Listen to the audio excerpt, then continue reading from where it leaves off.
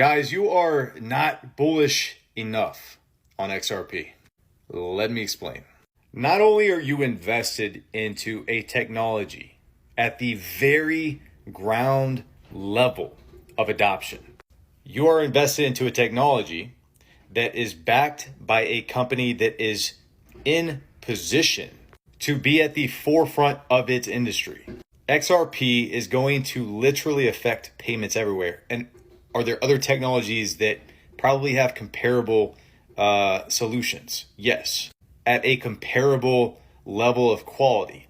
Yes. But none of them are positioned in the way that Ripple is. And it is the internet that has allowed that positioning to become transparent to us. It's like investing into, if you were looking at Dell versus Apple versus Microsoft back in the day. I feel like you would have to have been in the right circles of network and people to understand maybe which company was really going to come out on top.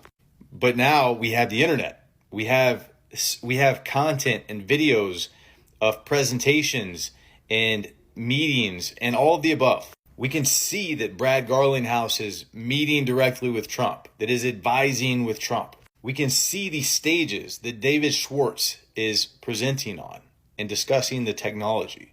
We can research the partnerships. And look, I don't know about you. 4 years ago when I began investing into XRP, it felt somewhat speculative. I had to use my discernment. I had to really look internally and decide for myself, do I feel like I'm investing in something that's worth investing into? The answer to that question to me now is, it's never been more clear than what it is.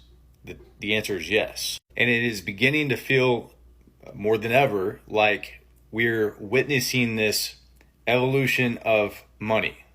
And from our perspective here in the US, speaking to the US dollar, it looks like we are witnessing the death of something old and the rebirth of something new. And I just do not see any other companies that are poised to facilitate that transition the way that Ripple is. And that is why I'm okay with waiting for as long as I have to wait for all of this to play out. I have been holding rock solid and have been accumulating more and more for the past 4 or 5 years now. And I will continue to hold because inside, I personally feel, I believe that it is going to be one of the best financial decisions I have ever made in my life. But nothing comes without risk. Nothing comes without the possibility of failure.